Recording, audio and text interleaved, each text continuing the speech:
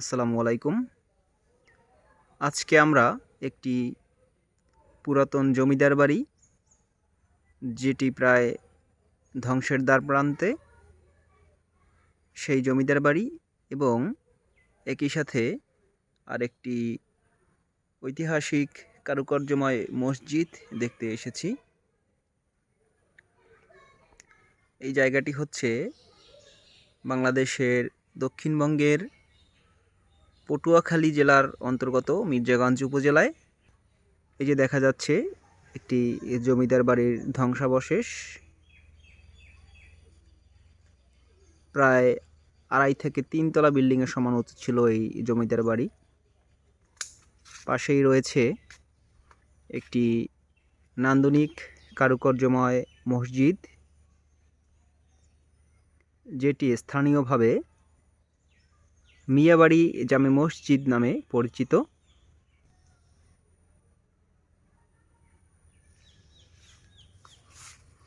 এই যে আপনাদেরকে দেখাচ্ছি মিয়াবাড়ি জামে মসজিদ।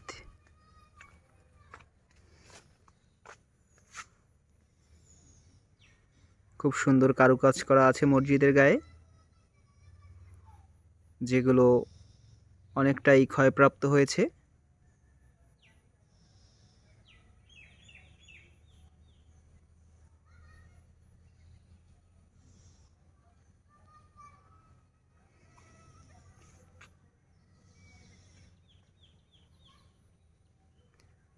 খুব সুন্দর একটি বৃহৎ গম্বুজ রয়েছে এই মসজিদের উপরে।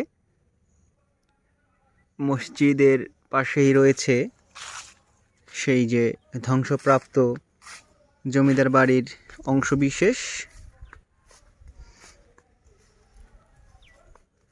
এই জমিদার বাড়িটির একটি বিশেষত্ব রয়েছে, সেটি হচ্ছে আপনারা জেনে থাকবেন যারা ইতিহাসের পাঠক। আমরা জানি যে ঐতিহাসিকভাবে আমাদের এই অঞ্চলে যারা জমিদার ছিলেন তাদের অধিকাংশই ছিলেন হিন্দু ধর্মাবলম্বী। কিন্তু আমাদের যেটা মনে হচ্ছে, এই যে জমিদার বাড়িটি, এইখানে যিনি জমিদার ছিলেন তিনি সম্ভবত একজন মুসলমান ছিলেন। এই কারণেই তার জমিদার বাড়ির পাশেই তিনি একটি মসজিদ হয়তোবা নির্মাণ করেছিলেন। খুবই সুন্দর কারুকার্যময় একটি মসজিদ। আমরা মসজিদটি কাছ থেকে দেখার চেষ্টা করছি। আমরা দেখতে পাচ্ছি কাঠের দরজা। আমাদের মনে হচ্ছে এই দরজাটি পরবর্তীতে হয়তোবা লাগানো হয়েছে, কারণ নর্মালি এই ধরনের মসজিদের দরজা এরকম হওয়ার কথা না, আরও কারুকার্যময় হওয়ার কথা ছিল।